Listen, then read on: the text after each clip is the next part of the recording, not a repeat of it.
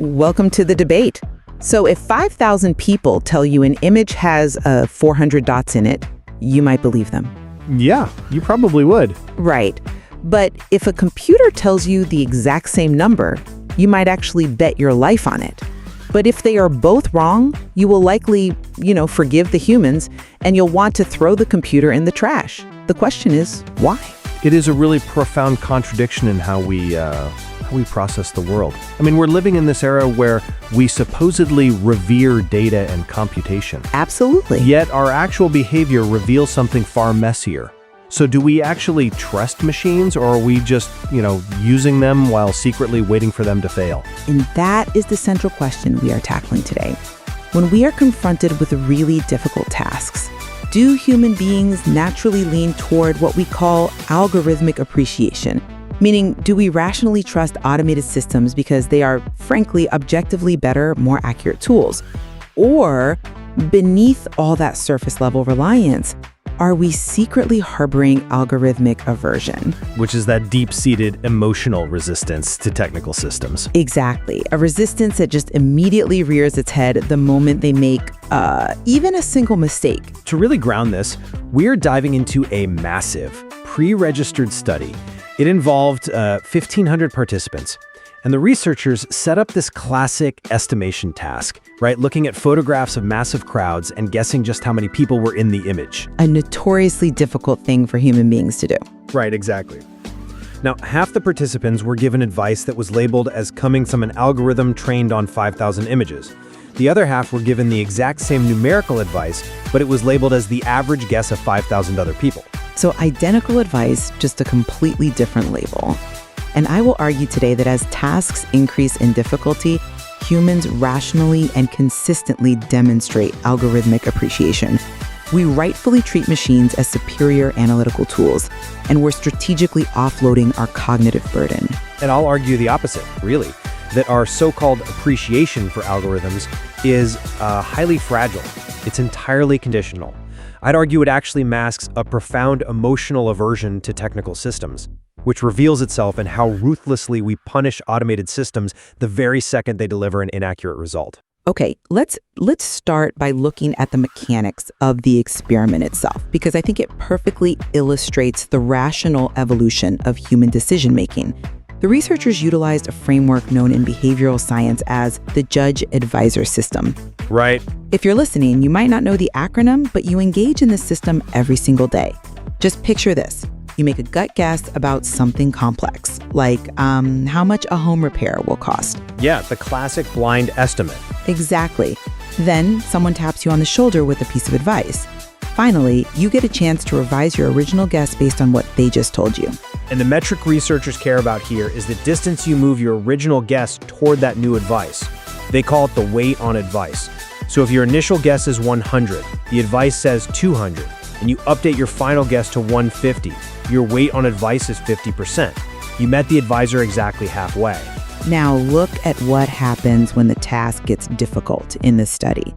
The data clearly shows that as tasks become objectively harder, like trying to guess the size of a densely packed, chaotic crowd in a photograph, our baseline human confidence drops.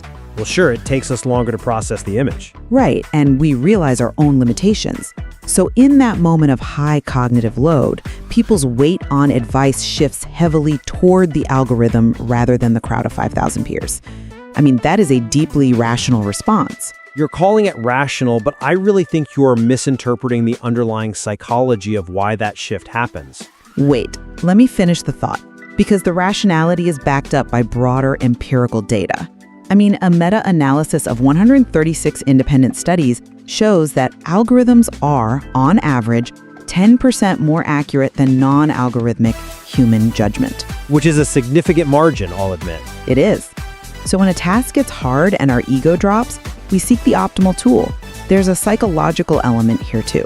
When you are confused, taking advice from 5,000 peers is, well, it's somewhat threatening. How so? Because humans secretly fear social judgment.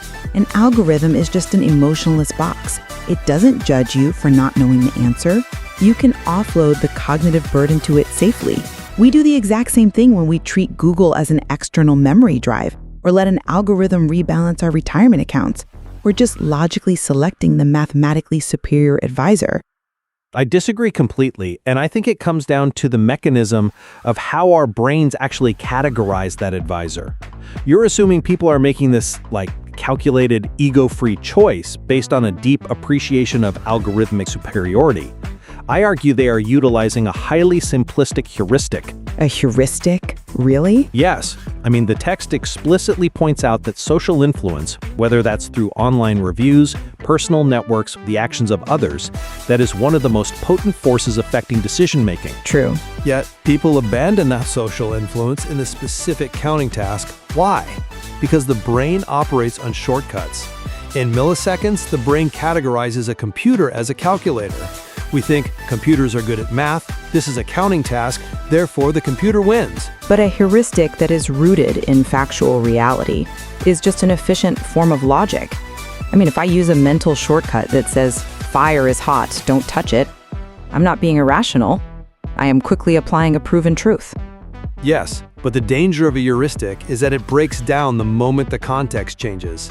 It's task matching based on a stereotype, not a fundamental trust in the algorithm's judgment. I don't see the distinction there. Well, if people genuinely appreciated the algorithm's superiority, that trust wouldn't just evaporate the moment the machine steps slightly outside of that perfect mathematical stereotype. Okay, I will concede that we lean heavily on categorization when making quick decisions. But if this is a purely emotional reaction, how do you explain it? You're saying this isn't a rational choice, but how do you explain the total meltdown people have when the machine gets one thing wrong? That is exactly my point. If our reliance on algorithms was a purely rational mathematical calculation, then our reaction to their failures would also be rational and mathematical. But it isn't. It's entirely emotional. I'm not so sure about that. Well, this brings us to the asymmetry of forgiveness. The researchers added this brilliant caveat to the study. They deliberately provided inaccurate advice to the participants. Right, they gave them bad numbers on purpose to see how they would react. Right, and here is where the rational appreciation argument completely falls apart. When the participants realized the advice was inaccurate, they naturally adjusted their weight on advice. But the severity of their reaction depended entirely on the label. Okay. If the bad advice came from the 5,000 peers, they discounted it a little bit. If the exact same bad advice came from the algorithm, they discounted it heavily, effectively throwing the advice out the window. They were much harsher on the machine. Exactly. They punished the machine far more harshly than the humans for the exact same numerical error. That is the literal definition of algorithmic aversion. We harbor this irrational emotional bias against non-human systems that we just, keep temporarily suppressed, as long as they are perfectly convenient for us. I see why you think that, but I have to give you a different perspective here. You're assuming that lack of forgiveness is driven by emotion. I argue that it is the very definition of rigorous rational calibration. Rational calibration? By throwing out the advice completely? Yes. If we are evaluating tools, we have to look at how those tools are constructed. Let's use an analogy. If a friend tells me that 2 + 2 = 5, I assume they misspoke, I assume they misheard the question, or they're just having a momentary lapse in attention. Sure. I don't assume they have permanently lost the ability to do basic math. But if I type 2 + 2 into a pocket calculator and it outputs 5, I am throwing that calculator in the trash immediately. Because you expect absolute perfection from the machine. No, because a calculator doesn't have a momentary lapse in attention. Its sole utility, its fundamental, hardwired mechanism for processing logic is demonstrably broken. If it's wrong about a basic analytical fact, the entire underlying architecture is suspect. Okay, but Discarding a broken tool isn't an emotional aversion. It is peak rationality. Why would I continue to place weight on a system that has proven its fundamental mechanism is flawed? Because treating a modern neural network like a plastic pocket calculator is a fundamental mistake, and frankly, it is exactly why the public fundamentally misunderstands artificial intelligence. How so? They both process data. But a modern algorithm, like the one described in the study, which was, trained on 5,000 images, is not running a rigid, binary 2 + 2 protocol. It's a complex, probabilistic model navigating novel, difficult environments. It is looking for edge cases, gradients, and patterns, and then making a highly educated guess with a confidence interval. Which means it's essentially making a bet based on historical data. Exactly. And by definition, probabilistic models will experience variance. They will make errors. Let me give you a better metaphor. A calculator is on train tracks. It only goes where the rails go. A probabilistic model is more like a weather forecaster looking at atmospheric patterns. Okay, I follow you. If the meteorologist predicts an 80% chance of rain, and it turns out to be sunny, the meteorologist isn't broken. The system just experienced the 20% variance. When we treat a sophisticated probabilistic algorithm like a rigid calculator and throw it in the trash the moment it makes a bad prediction, we're displaying a gross misunderstanding of how the technology actually works. Look, I understand the distinction you are making between a deterministic calculator and a probabilistic model. I really do. But from the user's perspective, the internal mechanism genuinely doesn't matter. Only the output matters. If the output is unreliable, my trust rationally drops. But the standard we hold them to is entirely a double standard. I mean, the wisdom of the crowd of 5,000 peers is also a probabilistic model. It's taking an average of varied, highly flawed human guesses. Fair point. When the crowd gets it wrong, we say, well, it's a difficult picture. Humans make mistakes. We give the humans context. We offer them grace because we identify with their fallibility. We understand what it feels like to be tired or distracted or just confused. Right? We have empathy for them? Yes. But when the algorithm gets it wrong, we refuse to acknowledge its probabilistic nature. We just say, the machine is broken, discard it. We resent the machine for not being a flawless oracle, whereas we forgive the humans because of empathy. That asymmetry is purely emotional. It proves our so-called appreciation is incredibly brittle. You're arguing that this appreciation is brittle because we throw away an algorithm over a single counting error. But I think you are vastly underestimating how deeply and permanently human behavior is adapting to these systems in the real world. I don't think I am. Well, if our relationship with algorithms was truly defined by this fragile, visceral aversion you're describing, they would remain marginalized novelties. But let's look at the actual boundaries of what we consider algorithmic territory. Those boundaries exist, and they are firmly drawn. Are they? Because they're shrinking at an astonishing rate. Algorithms started by mastering completely finite, bounded games. Checkers, chess, poker. Places where the rules never change. Right. But they have rapidly encroached on open-ended tasks with far fewer boundaries. People are literally placing their lives, their livelihoods, and their legacies in the hands of these systems. In some cases, sure. In major cases, we have drivers falling asleep in self-driving cars on the highway at 70 miles per hour. We have people allowing algorithmic robo-advisors to entirely manage their life savings. We go on dates and marry people based on algorithmic compatibility scores. These are deeply personal, incredibly high-stakes domains. They are. So the fact that we trust algorithms with our physical safety, our financial security, and our romantic lives tells me that our appreciation is not brittle at all.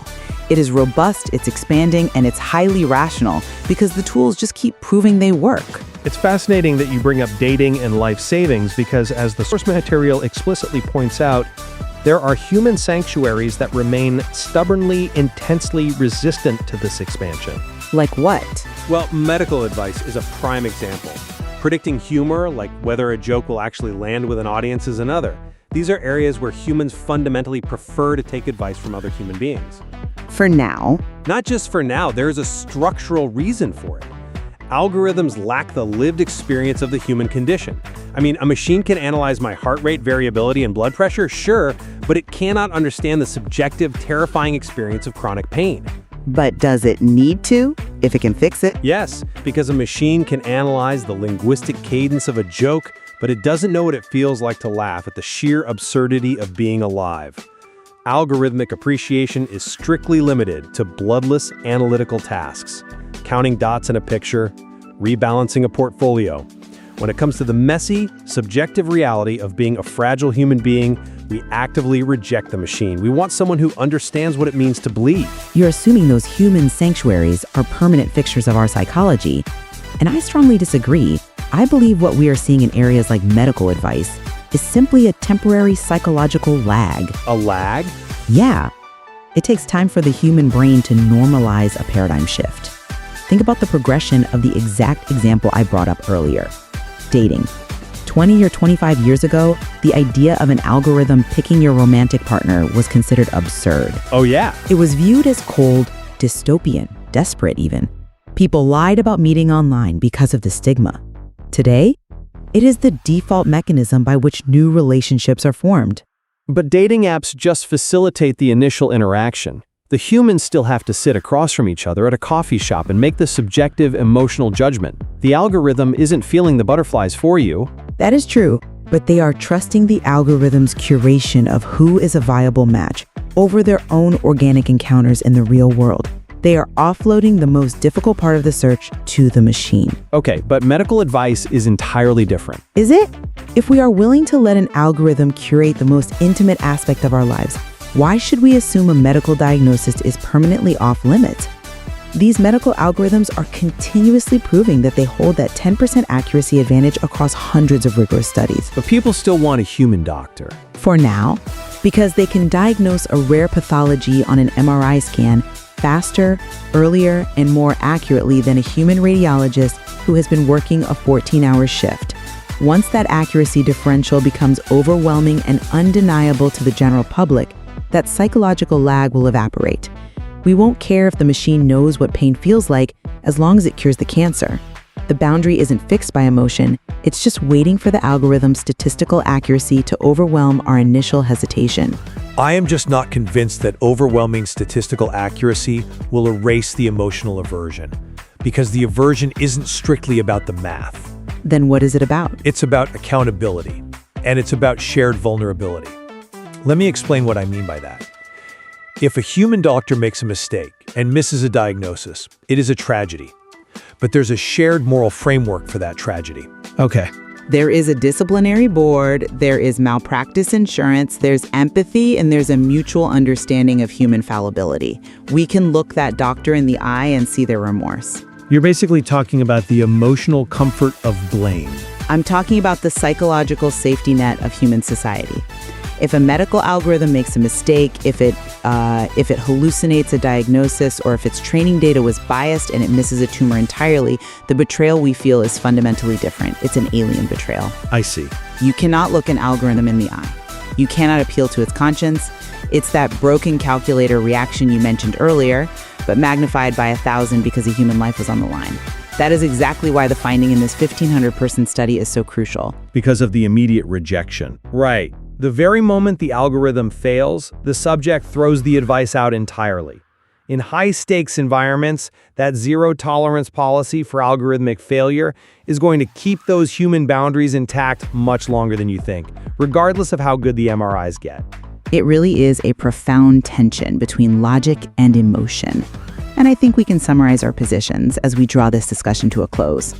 From my perspective, the data from this massive study clearly shows a rational evolution in human behavior.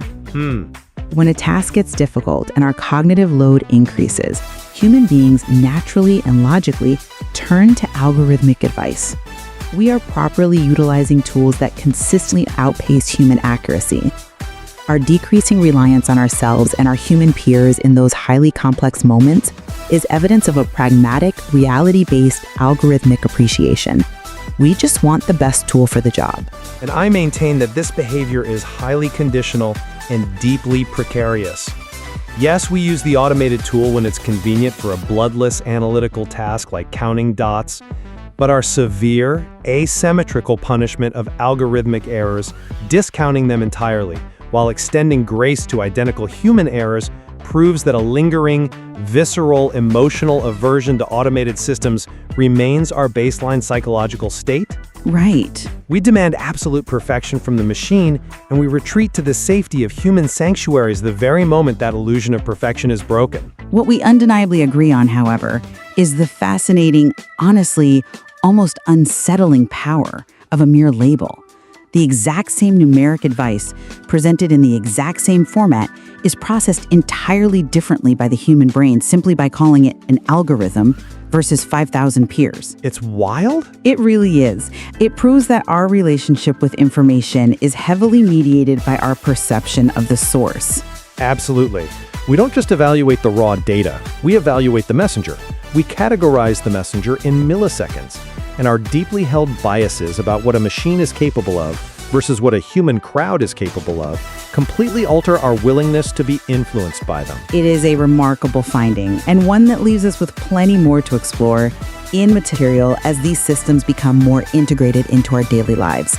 But for now, we want to leave you, the listener, with something to reflect on. Think back to that GPS leading you into a wall, or that weather app that told you it wouldn't rain while you were standing in a downpour. We've all been there. We definitely have. Ask yourself, are you evaluating the advice you receive based on its actual statistical merit? Or are you holding the technology in your life to an impossible standard of perfection that you would never demand of the flawed, fragile human beings around you? Until next time.